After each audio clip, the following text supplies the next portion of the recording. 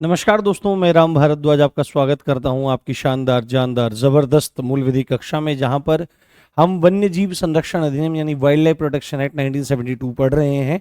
और इस एक्ट के अंतर्गत आज हमारी दूसरी कक्षा होने वाली है। एक्चुअली में कह लीजिए कि ऑफिशियली एक्ट आज ढंग से शुरू होने वाला है, जहां पर हम सेक्शन 2 धारा 2 के अंतर्गत परिभाषाओं को पढ़ना शुरू करने वाले हैं और एक एक चीज को अच्छे समझेंगे, एक एक चीज को अच्छे जानने का प्रयास करेंगे। आप सभी का वंदन, आप सभी का अभिनंदन। आशा करता हूं आप सब बहुत अच्छे होंगे और लगातार अपने एग्जाम की तैयारी में अपने आप को आगे बढ़ा रहे होंगे। हाँ, अभी आप में से मैक्सिमम लोगों के पास बुक पहुंच गई होगी, मतलब जिन बच्चों ने ऑर्डर करी होगी उनके पास बुक पहुंच गई होगी। और मुझे उम्मीद है कि मतलब जी जान लगा करके बुक तैयार करी गई है, उसका कंटेंट मेरे द्वारा तैयार किया गया है। अपने आप देख सकते हैं उसकी लैंग्वेज जब आप पढ़ोगे तो आपको ऐसा लगेगा कि मेरी क्लास में आप बैठे हुए हो। वो इतने सिंपल लैंग्वेज में मैंने बताई है। तो वो बुक अगर किसी के पास पहुंची है तो कुछ बच्चों के पास पहुंची है जिन्होंने मेरे को मैसेज दिए हैं। बट आपके भी अपने रिव्यूज एक बार बताओ कि बुक कैसी लग रही है आपको। बहुत ही अच्छे वे में वो बुक आप तक पहुंचाने का प्रयास किया गया है जी, आप जिस भी भाषा में। हाँ, मार्केट में भी अभी आ जाएगी, चिंता मत करो, वो प्रोसेस चल रहा है। हाँ। भाई नशे ही करके बैठे रहते हो क्या? मैडम जी बोल रहे हो? दाढ़ी मैडम की होती है क्या?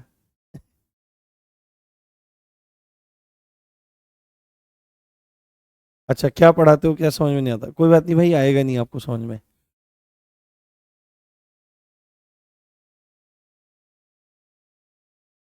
हम्म। ठीक है, चलिए।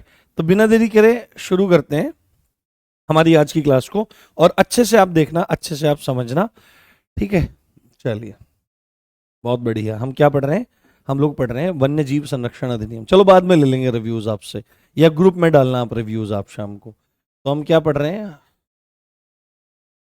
हम पढ़ रहे हैं वन्य जीव संरक्षण अधिनियम। हाँ, वन्य जीव संरक्षण अधिनियम। वन्य जीव संरक्षण अधिनियम। वन्य जीव संरक्षण अधिनियम 1972।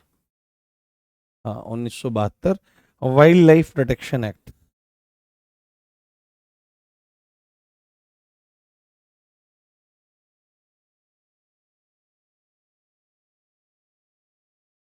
प्रोटेक्शन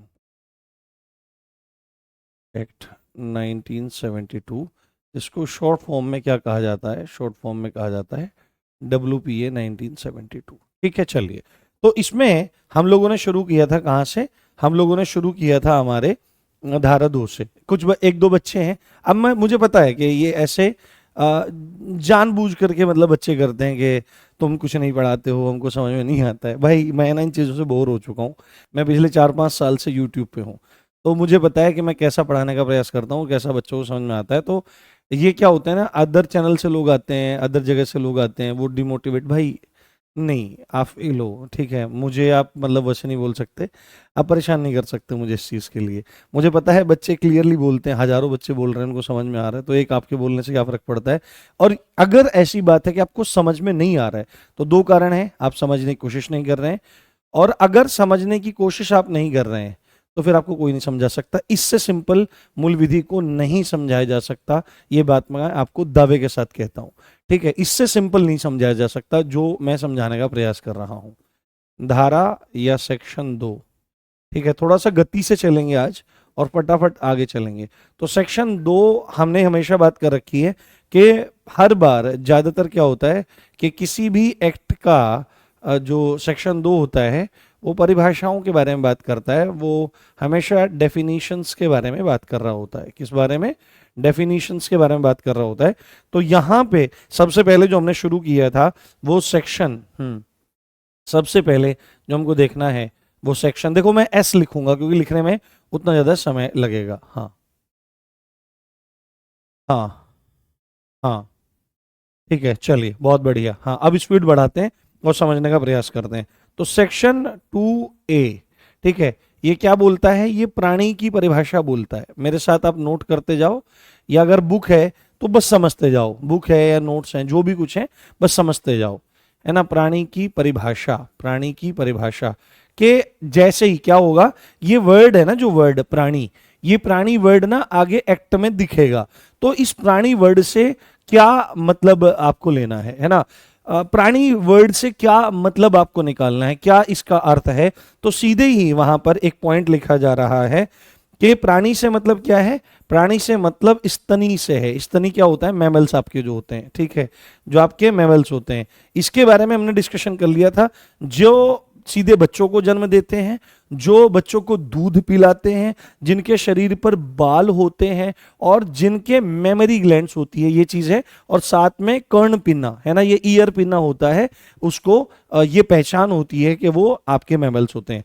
तो सभी प्रकार के स्तनी इसमें आते हैं, सभी प्रकार के पक्षी एवियंस इसमें आते हैं, सभी प्रकार के सरीसृप, सरीसृप का मतलब जितने भी रेप्टाइल्स हैं। सरीसृप जो होता है ना, हिंदी में इनके लिए एक शब्द प्रयोग किया जाता है, आपने सांप देखा होगा, सांप के पर्यायवाचियों में बहुत सारे आते हैं, फणी आता है, मणि आता है, भुजंग आता है, पन्नग आता है, उरग आता है, सर्प आता है, शेष आता है, तमाम शब्द हैं। परंतु एक शब्द यहां पर आया है उरग, उरग। तो उरग का क्या मतलब है, तो जितने भी रेप्टिलियंस होते हैं, जितने भी सरीसृप होते हैं, इन सबको उरग कहा जाता है। उरग, उर मतलब क्या होता है, उर मतलब होता है वक्षस्थल, छाती, पृष्ठभाग, जो शरीर का पृष्ठभाग है, ये इसको उर कहा जाता है। और ग का मतलब होता है गमन करने वाला, यानी कि जो उर से, छाती से ऐसे जो रगड़ करके, जो छाती को रगड़ करके, जो क्या बोलते हैं उसको, जो घिस कर के ऐसे ऐसे चलते हैं, उनको उरग कहा जाता है। तो यहां पर जितने भी सरीसृप हैं वो सब प्राणी के अंतर्गत आ जाएंगे। जितने भी जलचर हैं, जितने भी जलचर हैं, जलचर मतलब जल में रहने वाले जितने भी प्राणी हैं, जितने भी जीव हैं, वो सभी आपके इसमें आ जाएंगे। मछली पहले इसमें ऐड नहीं था, परंतु बाद में मछली को भी, फिश को भी इसमें ऐड कर दिया गया। फिश भी क्या है, एक प्राणी है, इस बात को आपको बहुत अच्छे से ध्यान रखना है, बहुत अच्छे से समझ लेना है। तो मछली हो गई। उसके बाद उभयचर, उभयचर क्या होते हैं, एम्फीबियंस, है ना, एम्फीबियंस जो है उभयचर, है ना, जल और थल दोनों में, जल और थल दोनों में रहने वाले प्राणी, दोनों में रहने वाले प्राणी, है ना, रहने वाले प्राणी वो होते हैं उभयचर। उभयचर के बाद आपका क्या आ जाएगा, उभयचर के बाद आपका आ जाएगा जितने भी आपके कॉर्डेट्स हैं, है ना, जितने भी आपके कॉर्डेट्स हैं, कॉर्डेट्स, है ना, जितने भी आपके कॉर्डेट्स हैं। कॉर्डेट मतलब जिनके अंदर रीढ़ की हड्डी होती है ना, जिन जीवों के अंदर रीढ़ की हड्डी होती है उनको कॉर्डेट्स कहा जाता है। सीधे इसको मैं लिखता हूं यहां पे अलग से, जिससे आपको ये अच्छे से मेंशन रहे। कॉर्डेट्स जिनमें रीढ़ की हड्डी होती है, जिनमें रीढ़ होती है, जिनमें क्या होती है, रीढ़ पाई जाती है, जिसमें रीढ़ होती है। इतनी तो जानकारी आपको होगी यदि आप एसआई के लिए प्रिपेयर कर रहे हो, है ना, जिनमें रीढ़ होती है। और साथ में आपके नॉन कॉर्डेट्स, साथ में कौन आ जाएंगे आपके, आपके नॉन कॉर्डेट्स, कौन आ जाएंगे, नॉन कॉर्डेट्स, आपके नॉन कॉर्डेट्स इसमें आपके आ जाएंगे। नॉन कॉर्डेट्स का मतलब रीढ़ की हड्डी अनुपस्थित होती है, रीढ़ अनुपस्थित, क्या, जिनमें आपकी जो रीढ़ है, रीढ़ जिसको आप बोलते हो बैकबोन, जिसको आप बोलते हो क्या, बैकबोन। तो जहां पर बैकबोन क्या है, एब्सेंट है। चलिए दी, मैंने देख लिया है, बहुत बढ़िया मेरे बच्चों। हाँ हाँ, जो प्राणी हवा में दौड़ते हैं, अरे पागल हो गया, हवा में कौन दौड़ता है, नशे करके बैठे हो गया। अननोन कोडेट्स, रीढ़ नहीं होती ना, रीढ़ नहीं होती, रीढ़ नहीं होती, जिनमें रीढ़ नहीं होती, है ना। साथ में क्या है, साथ में एवं इनके अंडे और बच्चे, और बच्चे, इनके अंडे और बच्चे। यानी कि अब आपको स्थिति स्पष्ट हो जानी चाहिए कि जहां पर भी प्राणी शब्द का प्रयोग हो रहा है, वहां पर प्राणी से मतलब स्तनी जीवों से है, सभी प्रकार के पक्षियों से है, सभी प्रकार के रेप्टाइल से है, सभी प्रकार के आपके एक्वेरियंस से है जो जल में रहते हैं, सभी प्रकार की फिशेस से है, उभयचर यानी कि एम्फीबियंस से है, सभी प्रकार के कॉर्डेट्स जिनमें हड्डी पाई जाती है रीढ़ की, और जो नॉन कॉर्डेट्स हैं जिनमें रीढ़ नहीं होती, ये सारे के सारे जो जीव हैं वो प्राणी कहलाते हैं। साथ में केवल ये ही प्राणी नहीं कहलाएंगे, अगर इनके अंडे भी कहीं पर रखे हुए हैं तो वो भी प्राणी कहलाएंगे, और इनके अगर बच्चे हैं तो वो बच्चे भी प्राणी कहलाएंगे। ये चीज आपको बहुत अच्छे से ध्यान रखनी है। तो प्राणी की परिभाषा किसमें दी गई है? प्राणी की परिभाषा सेक्शन 2(1) में दी गई है। बहुत मजा आएगा आपको इस एक्ट को पढ़ने में, आपको बहुत मजा आएगा। हाँ, बहुत मजा आने वाला है आपको। अगला जो सेक्शन है हमारा सेक्शन 2(2), ठीक है, धारा 2(2), धारा 2(2 है ना, धारा 2 का पार्ट 2, ये है प्राणी वस्तु, है ना। बहुत सारे लोग ऐसे होते हैं स्मगलिंग करते हैं जीवों की, जीवों को मारते हैं और बहुत बुरी स्थिति होती है। प्राणी वस्तु, प्राणी वस्तु की परिभाषा क्या ना, प्राणी वस्तु की परिभाषा, प्राणी वस्तु की परिभाषा इसमें दी गई है। तो प्राणी वस्तु होता क्या है ये हमको समझाएगी ये वाली धारा। और यहां पर क्या बोला जा रहा है? जंगली जानवर। प्राणी वस्तु क्या है? जंगली जानवर। जंगली जानवर का मतलब वन्य जीव से ही है, जंगली जानवर, है ना। जंगली जानवर, जंगली जानवर मीन्स वन्य जीव, वन्य जीव जो आपका वाइल्ड लाइफ से रिलेटेड है, वन्य जीव, है ना। जंगली जानवर, जंगली जानवर को ही वन्य जीव बोला जाता है, वन्य जीव को ही जंगली जानवर बोला जा रहा है।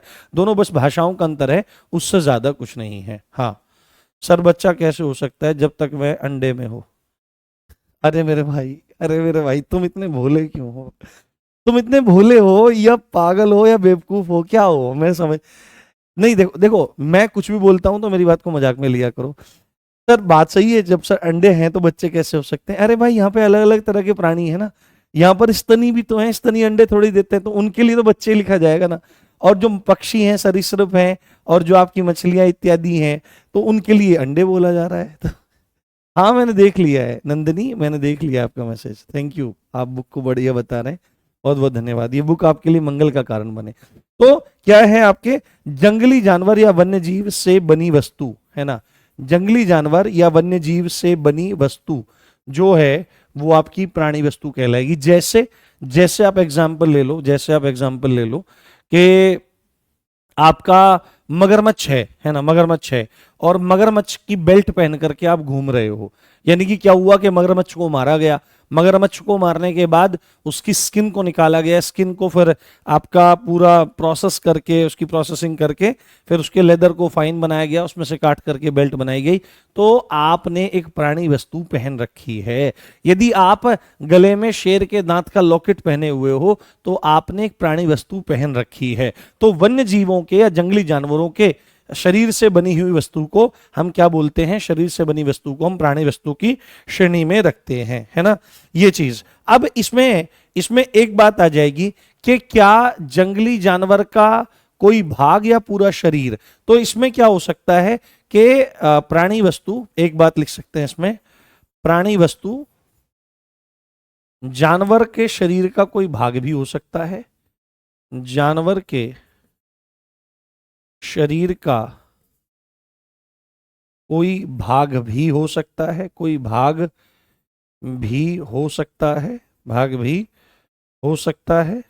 पहली पॉइंट तो ये है, ठीक है, फर्स्ट पॉइंट ये है। सेकंड पॉइंट क्या कहता है? प्राणी वस्तु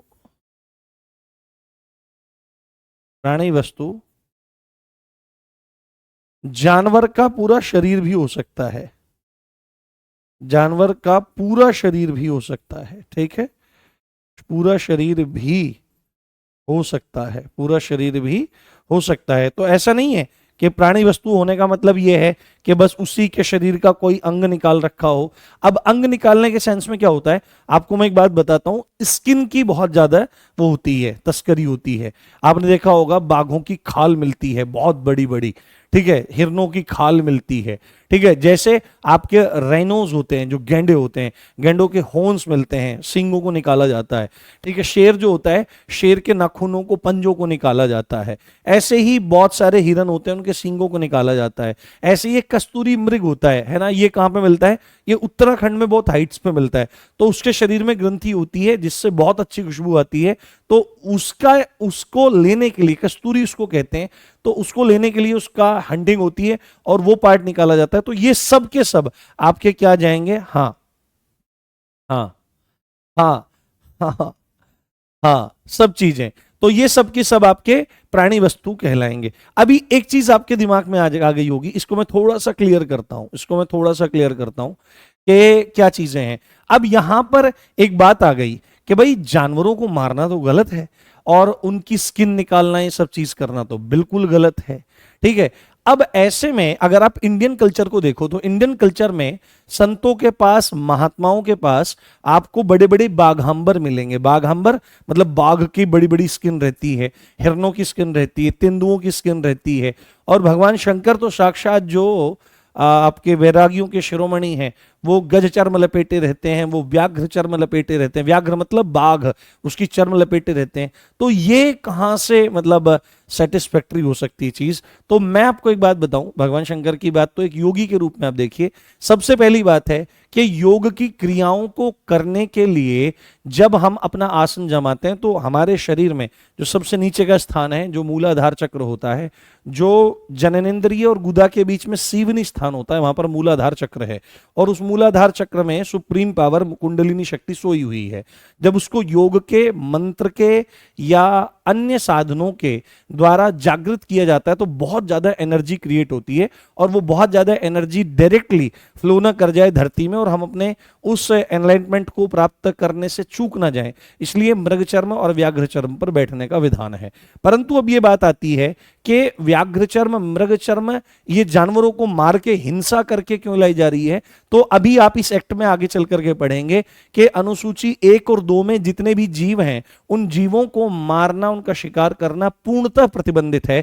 परंतु आप आगे सेक्शन 11 और 12 में जाएंगे तो जो चीफ वाइल्ड लाइफ वार्डन है, वो शिकार करने की परमिशन देता है कि you will have to hunt this animal. क्यों?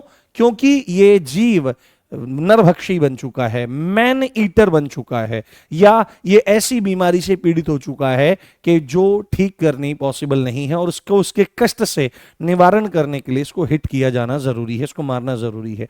तो पहले समय में जब साधुओं के पास ये मृग चर्म रहती थी, तब भी बिल्कुल यही कॉन्सेप्ट था। राजा या उस समय जो शासक होता था, वो क्या काम करता था? उन्हीं जीवों को मारता था, उन्हीं शेरों को, सिंहों को मारता था जो मैन ईटर बन चुके हैं या बहुत ज्यादा बीमारी में आ गए हैं। उन्हीं जीवों का हंट किया जाता था। और फिर क्योंकि कॉन्सेप्ट क्या है इंडिया का? इंडिया का कॉन्सेप्ट है उद्धार करने का, कल्याण करने का, क्योंकि अल्टीमेट गोल धर्म, अर्थ, काम, मोक्ष वाला है। तो वहां पर यह बात है कि इसकी मृग चर्म, अब वहां से राजा मार के लाया तो वो चर्म जो है वो साधुओं को दी जाती थी कि तुम जप तप करो, इस पर बैठकर साधन करो। साधन करने के बाद आप जब मोक्ष प्राप्त करोगे तो आपके उसी पुण्य से इस जीव का, जिसकी स्किन पर बैठकर आपने चीज करी है, तो उसको भी परम गति प्रदान होगी। ये कॉन्सेप्ट है मृग चर्म और व्याघ्र चर्म पर बैठने का। ये बात आपको समझनी चाहिए। गृहस्थी के लिए नियम नहीं है, गृहस्थ तो खुद ही मुक्त नहीं हो सकता, बहू के चक्कर में पड़ा हुआ है। हाँ, तो ये कॉन्सेप्ट है। तो प्राणी वस्तु क्या हो सकता है? पूरा जानवर भी हो सकता है और उसके शरीर का कोई भाग भी इसके अंतर्गत आ सकता है। ये सेक्शन 2.2 आपका हो गया। आगे हमारा अगला सेक्शन है, हमारा सेक्शन 2.5 क्या है?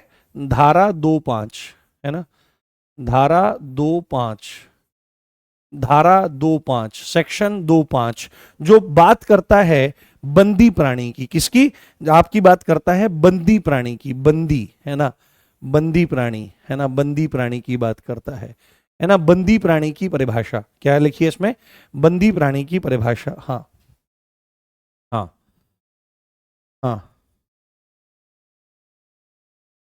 हाँ हाँ बेटे, फालतू की बातें नहीं है, ये फालतू की बातें नहीं है। हो सकता है आप इन चीजों में बिलीव ना करते हो, but all these things are real. ठीक है, कभी इस क्षेत्र में आप उतर करके देखिए तो आपको पता लगेगा ये आपकी सोच से भी ज्यादा गहरा है।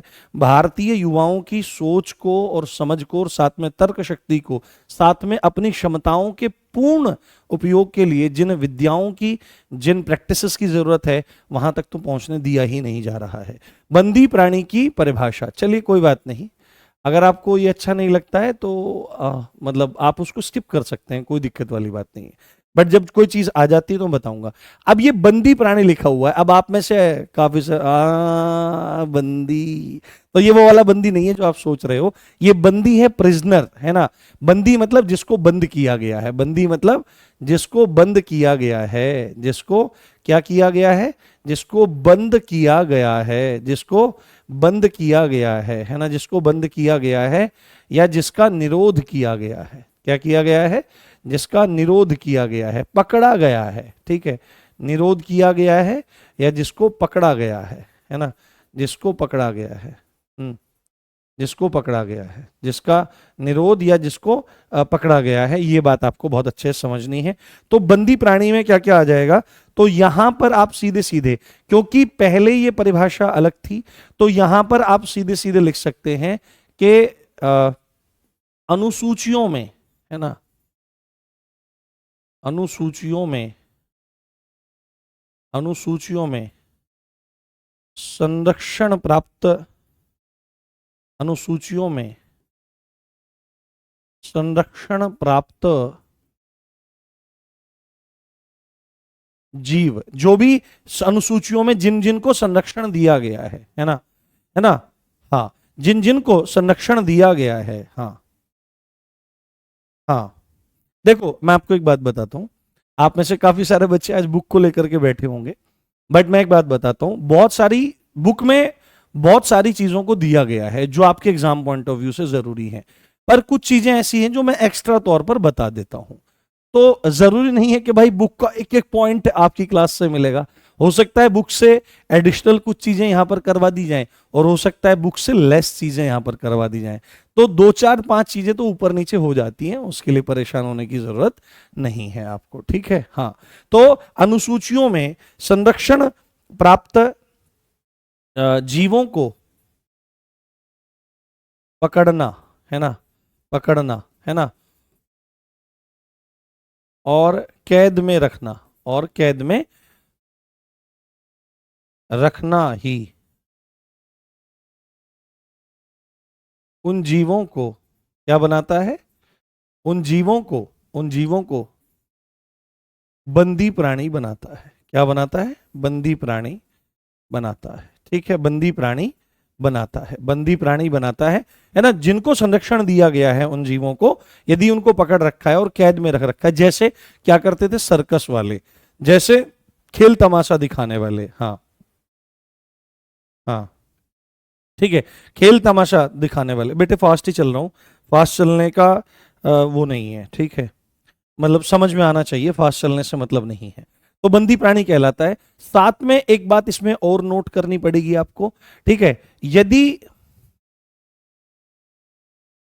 यदि पकड़ा है ना, यदि पकड़ा है तो बंदी प्राणी है, ठीक है, यदि पकड़ा है तो बंदी प्राणी है। अब आपके दिमाग में आ सकता है कि जिनको पकड़ रखा है वो तो बंदी प्राणी है ही है, पर ऐसा है कि बहुत लंबे समय तक पकड़ रखा है और वहीं पर फिर उन्होंने प्रजनन के माध्यम से बच्चे पैदा कर दिए, तो क्या जो बच्चे वहीं पर पैदा हुए हैं वो भी बंदी प्राणी कहलाएंगे? उनको बंद थोड़ी किया है, उनको पकड़ा थोड़ी है। तो आपको एक बात समझनी चाहिए, यदि पकड़ा है तो भी बंदी प्राणी है, और यदि, है ना, कैद होने की स्थिति में जन्म हुआ है, यदि कैद होने की स्थिति में, यदि कैद होने की स्थिति में क्या हुआ है, जन्म हुआ है, तो भी बंदी प्राणी कहलाएगा, ठीक है, तो भी वह बंदी प्राणी कहलाएगा। ये बात आपको बहुत अच्छे से समझनी है, बहुत अच्छे से इस चीज को जान लेना है। क्लियर? समझ में आई आपको? हाँ हाँ हाँ, सब आएगा, अभी सर्कस वगैरह की सबकी परिभाषा आ जाएगी, उसके लिए बिल्कुल भी चिंता करने की जरूरत नहीं है। आप बस फटाफट चीजों को समझते जाओ, फटाफट चीजों को नोट करते जाओ। अब हमारा आ गया most important section, most important section, धारा, है ना, धारा, है ना, या सेक्शन, कौन सा सेक्शन आपका 7 आ गया, 2 7, है ना, 27, सेक्शन 27 अपने आप में बहुत जरूरी है, अपने आप में बहुत ज्यादा इंपॉर्टेंट है। मुख्य वन्य जीव संरक्षक, ठीक है, मुख्य वन्य जीव संरक्षक बहुत जरूरी है। मुख्य वन्य जीव संरक्षक, मुख्य वन्य जीव संरक्षक। सिंपल ही यहां पर क्या बात बताई जा रही है कि आगे जब ये बात आएगी, आगे सेक्शन में, अभी बताऊंगा कहां पे आएगी, अभी आगे जब बात आएगी तो वहां पे एक वर्ड यूज होगा मुख्य वन्य जीव संरक्षक। तो उससे क्या मतलब है, उससे क्या मतलब है, तो ये क्लियरली स्टेट करता है, ये क्लियरली कहता है, इसको अंग्रेजी भाषा में कहते हैं चीफ वाइल्ड लाइफ वार्डन, ठीक है, चीफ वाइल्ड लाइफ। ये एक्ट बहुत जरूरी है, इसको ध्यान से पढ़ना आप लोग। चीफ वाइल्ड लाइफ वार्डन, ठीक है, चीफ वाइल्ड लाइफ वार्डन। अरे ये तो कुछ ज्यादा इधर चला गया, चलो कोई बात नहीं। चीफ वाइल्ड लाइफ वार्डन है ना, इसके बारे में वहां पर बात की गई है। तो सीधे ही इसमें एक बात की आपको ध्यान रखना है, सीधे ही मुख्य वन्यजीव संरक्षक से आशय उस अधिकारी से है, उस अधिकारी से है, उस अधिकारी से है जिसको इस एक्ट की, है ना, जिसको इस एक्ट की धारा, है ना, इस एक्ट की धारा 4A में नियुक्त किया जाता है ना, नियुक्त किया जाता है। ये बात वहां पर बताई गई है, नियुक्त किया जाता है, नियुक्त किया जाता है। तो ये मोस्ट इंपॉर्टेंट सेक्शन है, इसको थोड़ा सा ध्यान रखना। सीधे ही एग्जाम में क्या चीज पूछी जा सकती है कि CWW के बारे में जिक्र कहां पर हुआ है, तो आपको बोलना पड़ेगा कि भाई वाइल्ड लाइफ प्रोटेक्शन एक्ट 1972 जो है हमारा, इसकी 2 धाराओं में इसका जिक्र है।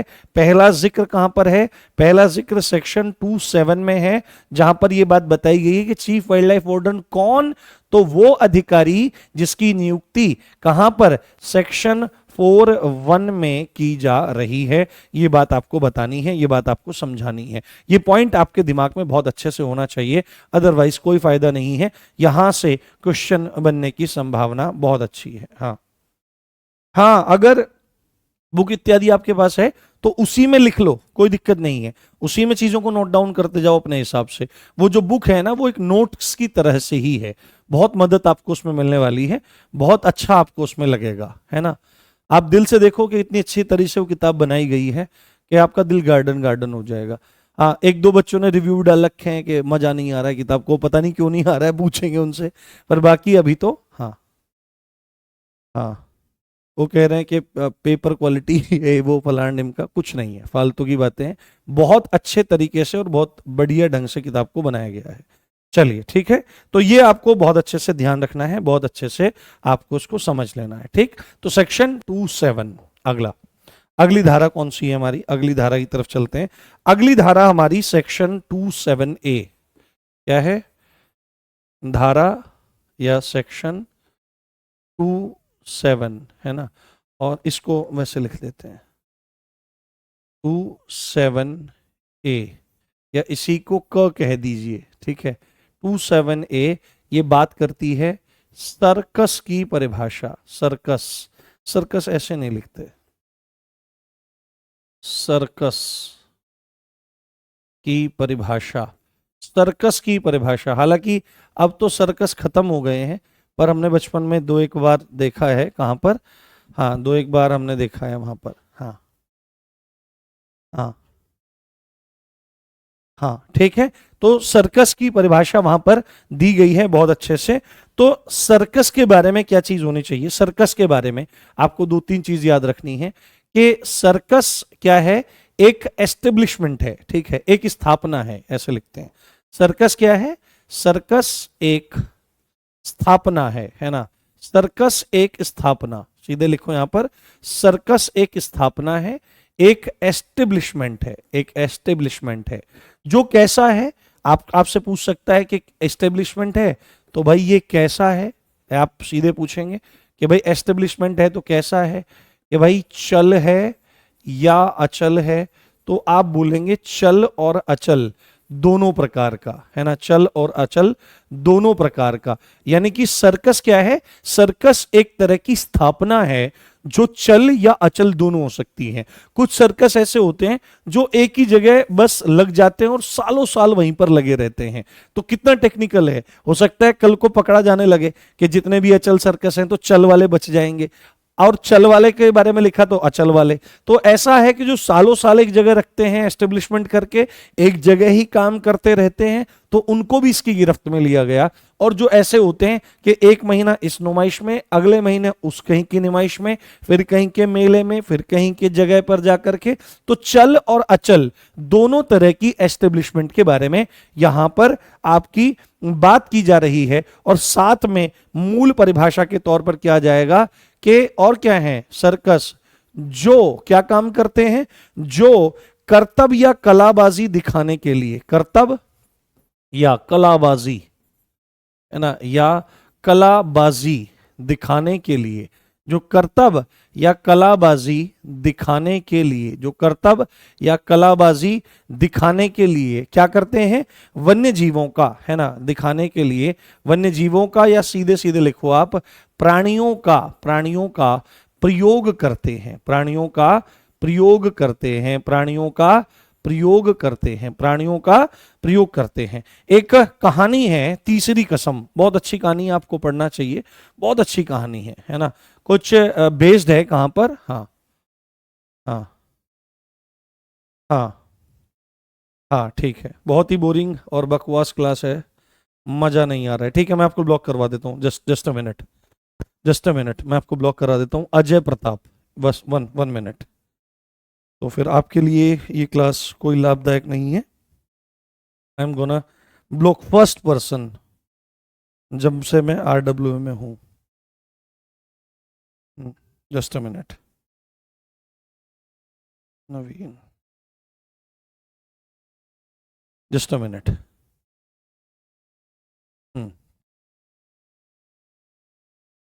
हाँ नवीन, एक एक सेकंड।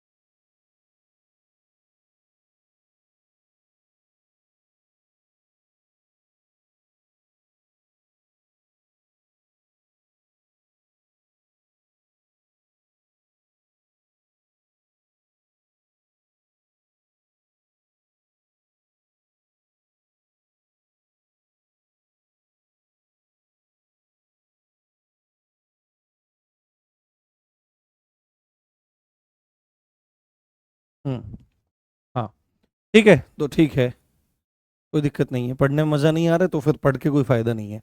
तो ऐसे ऐसे एस्टेब्लिशमेंट जो चाहे तो चल हो या अचल हो, मूविंग हो और नॉन मूविंग हो, है ना, यानी कहीं पर जंगम हो या स्थावर हो, और जो क्या काम करते हैं? कर्तव्य या कलाबाजी दिखाने के लिए प्राणियों का प्रयोग करते हैं, उनको सर्कस कहा जाता है। ये आपसे पूछा जा सकता है, अगर एग्जामिनर ढंग का होगा तो ये बात आपसे पूछ सकता है। क्लियर? चलो अगली धारा पे चलते हैं और अगली धारा को समझने का प्रयास करते हैं। बहुत ही इंटरेस्टिंग है, बहुत ही अच्छे से आपको समझ में आ जाएगा।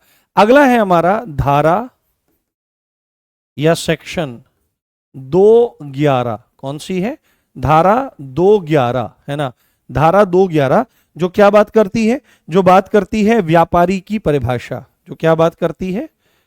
व्यापारी की परिभाषा। व्यापारी, है ना, व्यापारी कौन है? इसमें व्यापारी कौन है? अगर इस एक्ट के अंतर्गत कहीं पर व्यापारी शब्द का प्रयोग होगा तो उस व्यापारी, हाँ हाँ ठीक है, वहां पर, है ना, वहां पर क्या है? व्यापारी की परिभाषा, व्यापारी की परिभाषा के बारे में वहां पर बात आई है। तो व्यापारी किसको माना जाएगा? व्यापारी इस एक्ट के अंतर्गत किसको माना जाएगा? तो वहां पर स्पष्ट रूप से लिखा है कि वह व्यक्ति, वह व्यक्ति, है ना, वह व्यक्ति जो, है ना, वह व्यक्ति जो बंदी प्राणी। अब बंदी प्राणी आपको पता है, बंदी प्राणी कौन से हैं? कि जिनको अनुसूचियों में प्रोटेक्शन मिली हुई है, आप उनको हंट नहीं कर सकते, आप उनको कोई नुकसान नहीं पहुंचा सकते, है ना, आप उनको कोई नुकसान नहीं पहुंचा सकते। अगर उनको बंद कर रखा है तो बंदी प्राणी। तो व्यापारी कौन है? जिसने बंदी प्राणी, है ना, या प्राणी वस्तु, प्राणी वस्तु क्या है? किसी भी वन्य जीव के शरीर से या पूरे शरीर को ही प्राणी वस्तु कहा जा रहा है, या उनका मांस, है ना, या उनका मांस, या उनका क्या है, उनकी ट्रॉफी, ट्रॉफी, है ना, ट्रॉफी। अब ट्रॉफी का मतलब ये नहीं है कि कुछ बना रखा है, किसी भी वन्य जीव के शरीर के किसी हिस्से को प्रोसेस करके सेफ मोड में ले जाना, है ना, यानी कि उसको प्रोटेक्ट करना। जैसे कि कोई मांस ही है या खाल ही है ना, खाल भी ट्रॉफी हो सकती है, क्योंकि खाल निकाली आपने और निकाल करके आपने ऐसे ही उसको टांग दिया, तो भाई थोड़े दिन में ही वो डिकम्पोज हो जाएगी, उसमें जो माइक्रो ऑर्गेनिजम्स हैं उसको खा करके और अलग कर देंगे, क्योंकि उसमें आपका फ्लैश लगा रहता है, मांस लगा रहता है, तो वो सड़ना शुरू हो जाएगा, खत्म हो जाएगा। तो क्या करना पड़ेगा, उस खाल को फिर वो प्रोसेस करते हैं बहुत सारे केमिकल्स के थ्रू, और केमिकल्स के थ्रू फिर अंदर से गंदगी निकालते हैं, छीलते हैं, और तब उसको बिल्कुल फिट कर देते हैं, जिससे वो एक लंबे समय तक के लिए बच जाता है। तो उसको ट्रॉफी कहते हैं। अभी आगे भी आपका आएगा, हाँ हाँ, ठीक है, अभी आगे भी आपका आएगा। तो वह व्यक्ति जो बंदी प्राणी, प्राणी वस्तु, मांस, ट्रॉफी, प्रतिबंधित पादप, है ना, प्रतिबंधित पादप, है ना, प्रतिबंधित पादप, प्रतिबंधित पादप का मतलब आपके बैंड प्लांट्स, है ना, जिनको बैन किया गया है उगाने से, है ना, अफीम उगा लिया जाकर के, तो ऐसा काम करता है ये हो गया आपका। तो इन सब चीजों का, है ना, इन सब चीजों का, इन सब चीजों का वह व्यक्ति जो बंदी प्राणियों का, प्राणी वस्तुओं का, उनके मांस का, उनके ट्रॉफीज का या प्रतिबंधित पादपों का व्यापार करता है। क्या करता है? उनका व्यापार करता है, उनका व्यापार करता है, या क्या करता है? उनकी खरीद फरोख्त करता है। क्या करता है? उनकी खरीद फरोख्त करता है, उनकी खरीद फरोख्त करता है, या आप लिख सकते हैं उनका क्रय विक्रय करता है, बाय एंड सेल करता है, क्रय विक्रय करता है। वह व्यक्ति क्या कहलाएगा? वह व्यक्ति व्यापारी कहलाएगा। Is that clear? ये इतने सिंपल वे में समझ में आया कि नहीं? हाँ हाँ, हम्म, हाँ हाँ हाँ हाँ, बताओ, समझ में आया? यहां तक कोई दिक्कत, कोई टेंशन तो नहीं? Kindly mention.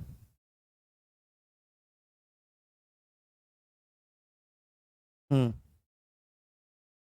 हम्म तीसरी कसम कहानी है, एक बहुत अच्छी कहानी है, तो पढ़ना है। तो व्यापारी वह व्यक्ति जो इन सब में डील करता है, व्यापार करता है, खरीद फरोख्त करता है। Is that clear? मुझे बता दो एक बार। हाँ हाँ हाँ, नॉनवेज मार के खाने वालों के लिए कोई सजा नहीं, कानून में कोई सजा नहीं है।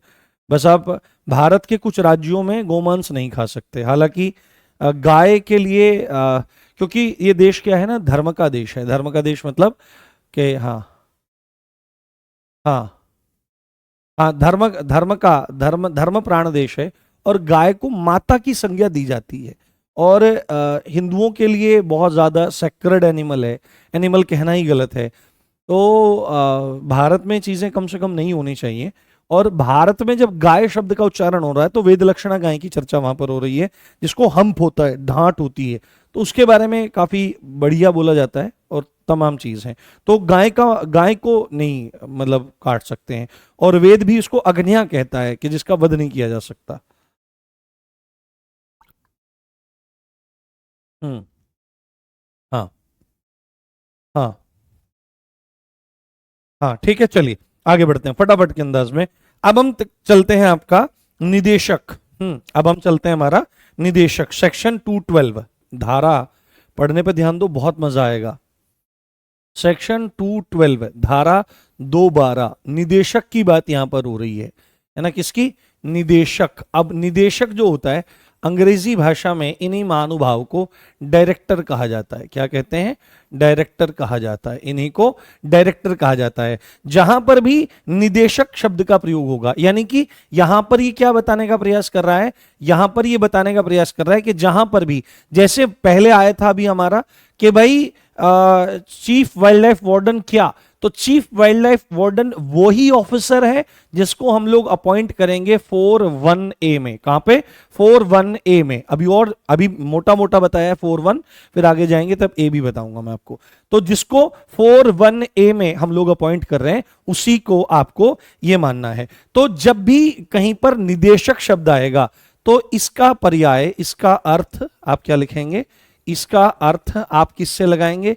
इसका अर्थ वन्य जीव संरक्षण है ना, वन्य जीव संरक्षण है ना, या वन्य जीव परिरक्षण निदेशक से होगा। वन्य जीव परिरक्षण, वन्य जीव परिरक्षण, परिरक्षण। देखो संरक्षण और परिरक्षण शब्द देखने में एक जैसे हैं, है ना, देखने में एक जैसे हैं। संरक्षण का क्या मतलब होता है? संरक्षण, संरक्षण, रक्षण मतलब रक्षा करना, प्रोटेक्ट करना, और सम उपसर्ग है, सम मतलब सम्यक प्रकार से, अच्छी तरह से प्रोटेक्शन करना। परंतु यहां पर शब्द यूज हुआ है परिरक्षण, तो हिंदी को भी थोड़ा सा ध्यान से पढ़ा करो। यहां पर परि उपसर्ग है। जैसे अभी आप बीएनएस में जाएंगे तो वहां पर आपका आएगा, वहां पर आपका शब्द आएगा परिरोध। क्या करना? परिरोध। रोध मतलब रोक देना, और परि शब्द का मतलब होता है चारों ओर से, है ना, चारों ओर से। तो चारों तरफ जाने से किसी को रोक देना, ये परिरोध कहलाता है। जैसे आप एनवायरमेंट को लिखते हैं, एनवायरमेंट को कहा जाता है हिंदी में आपका पर्यावरण। तो परिधन आवरण, तो चारों ओर से जो आवरण हमें घेरे हुए है उसको पर्यावरण कहते हैं। और यहां पर वन्य जीव परिरक्षण, यानी वन्य जीव के चारों तरफ से, वन्य जीव को चारों तरफ से हर तरह से प्रोटेक्ट करने की जिस निदेशक की जिम्मेदारी है उसको वन्य जीव परिरक्षण निदेशक कहा जाता है। उसको क्या कहा जाता है? उसको वन्य जीव परिरक्षण निदेशक कहा जाता है। अंग्रेजी भाषा में इसी के लिए शब्द प्रयोग हो जाएगा डायरेक्टर ऑफ, है ना, director of, director of, director of wild life conservation, wild life conservation, director of wild life conservation, है ना, conservation, director of wild life conservation. ये अर्थ आपको निकालना है जब भी आपके सामने निदेशक शब्द प्रयोग होता हुआ दिखाई देगा। और साथ में निदेशक का मतलब उस अधिकारी से है, निदेशक का मतलब उस अधिकारी से है, निदेशक का मतलब उस अधिकारी से है जिसे इस एक्ट की, जिसे इस एक्ट की धारा, है ना, जिसे इस एक्ट की धारा, है ना, जिसे इस एक्ट की धारा 3(1) क में, है ना, 3(1) क में नियुक्त किया जाएगा, है ना, जिसको इसकी धारा 3(1) क में नियुक्त यानी कि अपॉइंट किया जाएगा, यानी कि अपॉइंट किया जाएगा। समझ में आ गई बात आपको? हाँ, समझ में आएगी बात। तो जब भी बात की जाए निदेशक के बारे में, कौन बात कर रहा है? तो 2(12), और इसका अपॉइंटमेंट कहां पर है? तो 3(1)(4) में। आगे जाएंगे तब हम समझेंगे। एक काम और कर लो, जहां पर हम ये लिख रहे हैं ना आपका चीफ वाइल्ड लाइफ वार्डन, इसको यहां पर हम लिख लेते हैं 4(1) क कर लो, इसको सही कर लो यहां पर ना, 4(1) क कर लो, है ना, सही कर लो, अभी सही कर लो इसको, 4(1) क, ठीक है, 4(1) क, 4(1) क कर लो इसको, ठीक है, 4(1) क कर लो। तो आपका ये वन्य जीव परिरक्षण निदेशक। जी सुमित, मैंने देख लिया। हाँ, अच्छा, खैर वालों को सुन लो। बिल्कुल भाई, बुक बहुत अच्छी है, मुझे पता है आपको बहुत हेल्प मिलेगी बुक से। आप बहुत अच्छे से देखिए, बहुत जान लगा करके 6 महीना तैयारी करके किताब को निकाला गया है। हाँ, दिन रात मेहनत करके, और आपको बहुत लाभ होगा इस किताब से। शायद ही कोई आयाम होगा मूल विधि का जो ये बुक नहीं छुएगी। हाँ हाँ, निर्देशक अलग चीज होती है। निर्देशक निर्देश देने वाला होता है। निर्देश और निर्देश में अंतर होता है। हिंदी जब पढ़ाएंगे तब समझाएंगे, अभी नहीं। ठीक है, आगे बढ़ते हैं। तो सेक्शन 211 हो गया आपका, निदेशक से मतलब director of wild life conservation से है, वन्यजीव परिरक्षण निदेशक से है, और इसका ये वही अधिकारी है जिसको हम आगे सेक्शन 31A में क में अपॉइंट कर रहे होंगे। ये बात अच्छे से आपको बहुत अच्छे से ध्यान रखनी है, ठीक है। अब एक यहां पर एक पॉइंट थोड़ा सा नोट कर लीजिए जो थोड़ा सा अलग है, ठीक है, जो थोड़ा सा अलग है, परंतु उसको देखना यहां पर आपका जरूरी है, आपका जरूरी है। सेक्शन 212 है ना, सेक्शन 212 क या ए कह लीजिए, सेक्शन 212A या क कह लीजिए, जो बात करता है वन अधिकारी की, किसकी, वन अधिकारी की, फॉरेस्ट ऑफिसर की बात करता है। हाँ, फॉरेस्ट ऑफिसर की बात करता है ना, जो आपकी फॉरेस्ट ऑफिसर की बात करता है ना। बहुत अच्छी नौकरी है ये भी। अभी आपको पता होगा, अगर आप थोड़े से अवेयर होंगे आप में से कुछ लोग, तो अभी यूपी ट्रिपल एससी जो पैट आ रहा है ना अभी, उसकी तैयारी बहुत अच्छे से करना आप लोग, जितने भी लोग हैं उस एग्जाम को जरूर देना। आप में से कोई भी ये मत सोचना क्या लेखपाल की वैकेंसी आएगी, क्या देंगे, नहीं, उस पैट के आधार पर बहुत अच्छी अच्छी वैकेंसी आती है। लास्ट जो पैट हुआ था संभवतः 2021 का पैट हुआ था, हाँ 2021 का पैट हुआ था। उस पैट में एक्चुअली में क्या हुआ था, उस पैट के आधार पर यूपी के इतिहास की एक ऐसी भर्ती आई थी जो कभी किसी ने न देखी ना सुनी, यानी कि वन दरोगा की भर्ती आई थी वन विभाग में, 2 स्टार की। और बहुत ही, अगर आपको देखो थोड़ी सी वाइल्ड लाइफ पसंद है, थोड़ा सा आप शांति की लाइफ लेना चाहते हो, पर थोड़ी सी जिम्मेदार की नौकरी तो होती है दरोगा की, रेंजर टाइप आप कह सकते हो, वन विभाग में अगर एक अच्छी पोस्ट चाहिए तो वो भर्ती आई थी। और तब मैंने एक बैच पढ़ाया था, वो इंडिविजुअल बैच पढ़ाया था मैंने, ठीक है, वो मैंने एक इंडिविजुअल बैच पढ़ाया था, और उस इंडिविजुअल बैच में से बहुत सारे बच्चे सेलेक्ट हुए, बहुत सारे बच्चे। वो सिंपल, उसमें ना क्या हुआ था, ना मैथ आई थी, ना रीजनिंग, ना हिंदी वगैरह कुछ नहीं आई थी, सिंपल 20 या 22 टॉपिक थे, जिसमें बहुत सारे एक्ट भी थे। ये वन्यजीव संरक्षण अधिनियम भी था आपका, भारतीय वन अधिनियम था 1927 का, उसमें आपके और भी बहुत सारे एक्ट थे, वृक्ष संरक्षण अधिनियम था, और बहुत सारे टॉपिक थे जो क्लाइमेट चेंजेस और आपके ये एंडेंजर्ड स्पीसीज वगैरह के टॉपिक्स थे। तो ये पढ़ाए थे सिंपल एक बैच से मेरे, जिसमें आप ये मानिए मुश्किल से मुश्किल 20-25 ही पीडीएफ होंगी, जिनको मैंने बहुत अच्छे से अपने हाथ से तैयार करके रिसर्च करके बनाया था।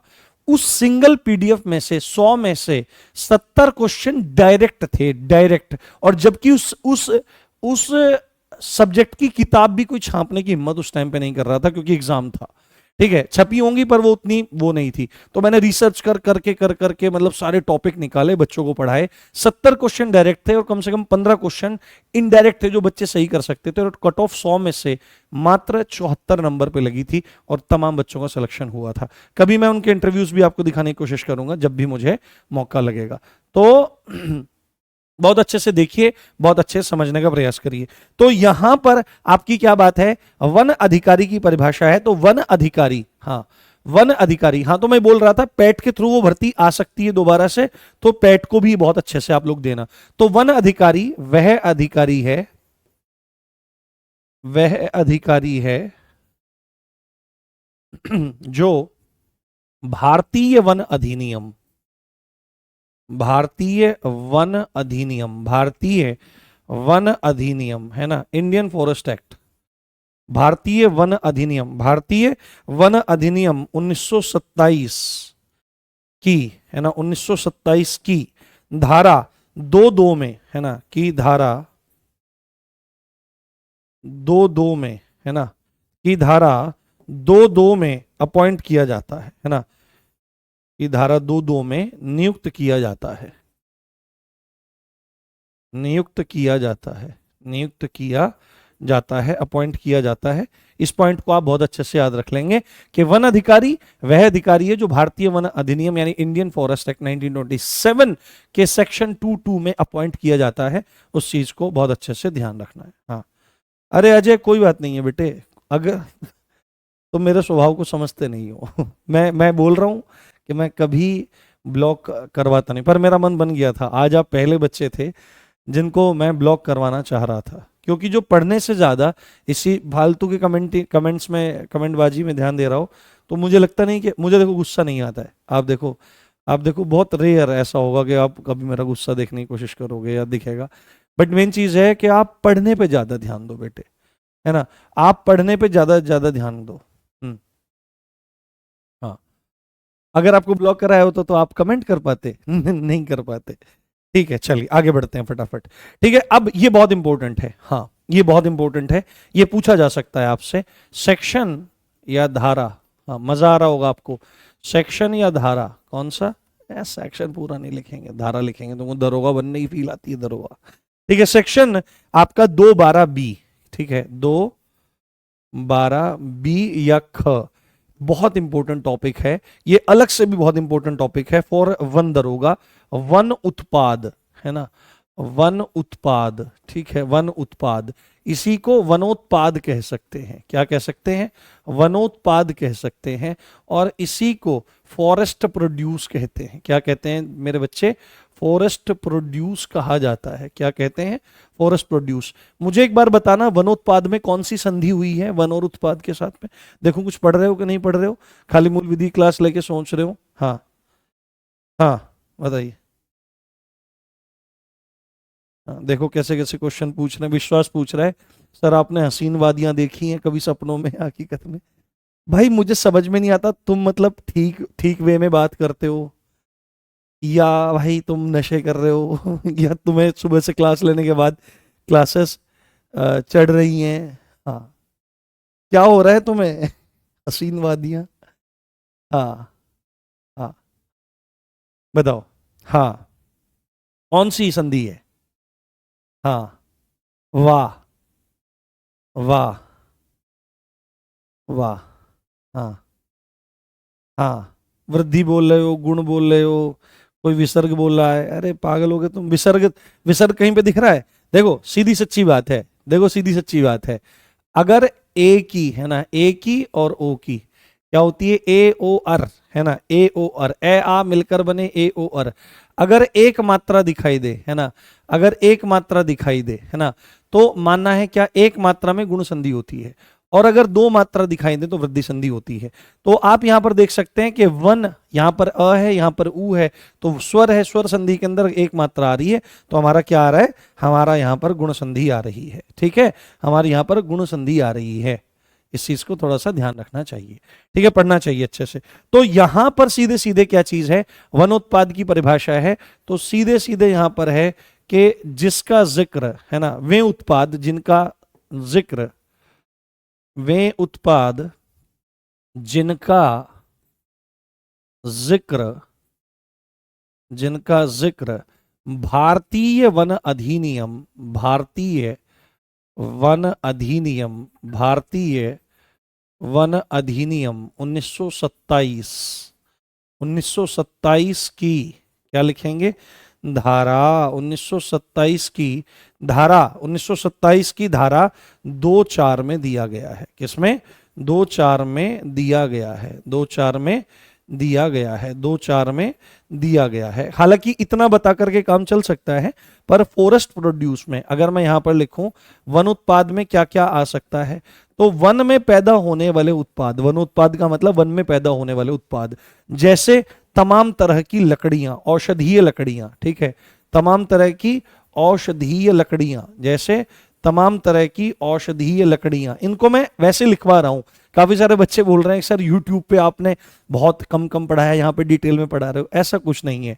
एक टीचर जो है, हाँ हाँ, एक टीचर जो है, एक टीचर जो है वो जब भी कभी पढ़ाता है, अगर सेम उसका पढ़ाने का तरीका है हर बैच में, तो आप ये चीज मान जाइए कि फिर वो टीचर पढ़ता नहीं है।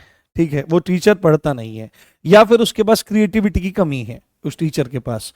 और अगर किसी टीचर के पास क्रिएटिविटी की कमी है तो फिर वो उतने अच्छे वे में आपको चीजों को एक्सप्लेन नहीं कर सकता है। ठीक है, ये एक फंडामेंटल है आपके टीचिंग स्किल्स का। तो अभी देखो यही धारा आपको मैंने बताई होगी, पहले बताई होगी, पर आपको थोड़े से शब्द अलग होंगे।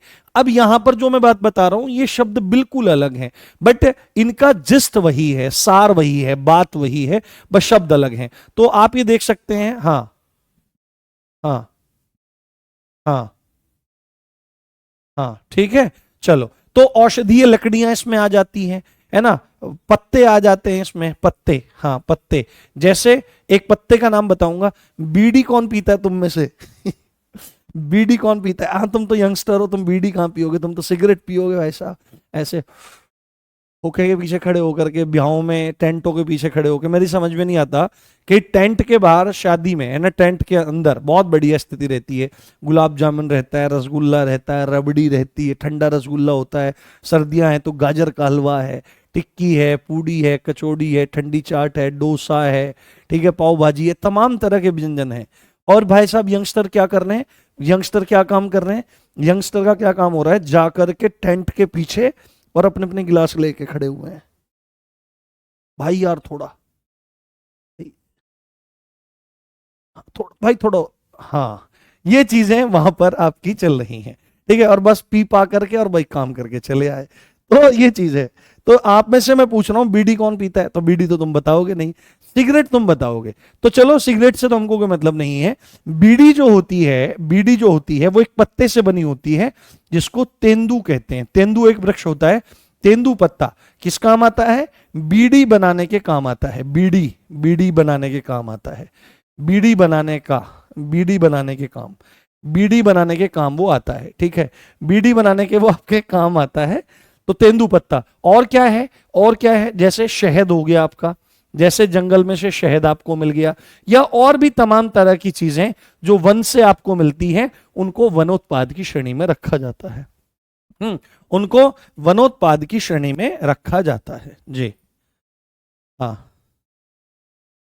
हाँ हाँ, तम्बाकू खा लेते हैं, अरे भाई जहर खाओ तुम, तम्बाकू मत खाओ।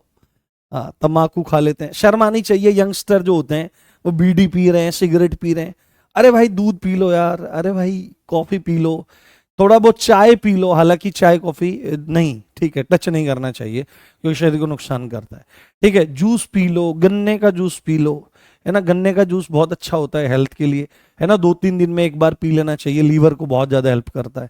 तो ये बीड़ी, सिगरेट, तंबाकू, शराब अगर आप पीते हो तो मेरी एक रिक्वेस्ट है, अगर आप मुझसे पढ़ रहे हो और मेरे प्रति थोड़ी सी भावना रखते हो, टीचर वाली, एक एक भाई वाली, एक दोस्त वाली, है ना, या किसी भी तरह की एक एक आदरणीय भावना रखते हो, तो दोस्तों छोड़ने की कोशिश करो, क्योंकि एक टाइम ये आएगा कि लाइफ में जब आगे बढ़ोगे तो थोड़े से स्ट्रेस लाइफ में आएंगे, शादी के, बच्चों के, काम के, डिपार्टमेंट के, तो उसमें आदमी की ना ये फिर एल्कोहल कंजप्शन और टोबैको कंजप्शन की जो हैबिट है वो बढ़ जाती है, ठीक है, तो उससे बचना चाहिए। उसके बाद, ठीक है, उसके बाद हमारा आ जाता है धारा, है ना, अगली धारा, ठीक है, अगली धारा, हाँ अगली धारा, सेक्शन 2, है ना, सेक्शन आपका आ गया 215, है ना, सेक्शन हमारा आ गया 215, जिसको क्या बोला जा रहा है, जिस, अरे 5 बज गए, अरे भाई यार पता ही नहीं लगता है,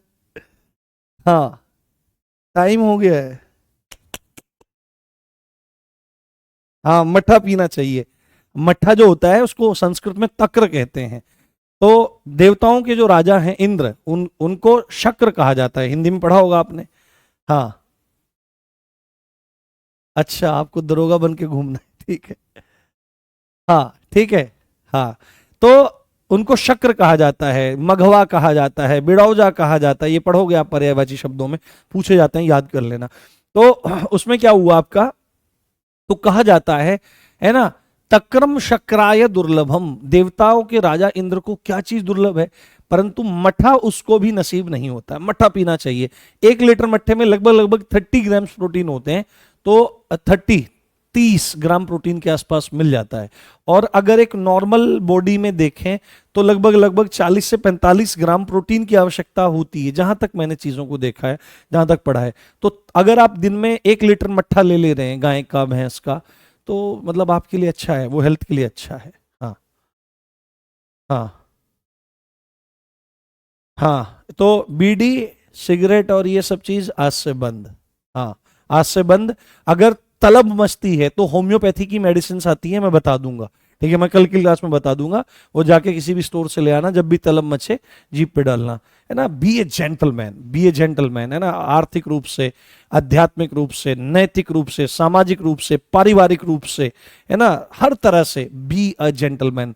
कल को शादी होगी तो पत्नी आपकी तरफ देखेगी, आप बोलोगे अरे पुष्पा हम दरोगा है, हमने बहुत मेहनत किया है, और बोले भैया मुंह से कछु निकाल के बोलो, तो अगर मुंह में कछु नहीं भी होएगा तो फिर भी ऐसे ही बोलना पड़ेगा भैया। तो बाय, मिलते हैं कल, जय हिंद, नमस्कार, लव यू ऑल गाइस।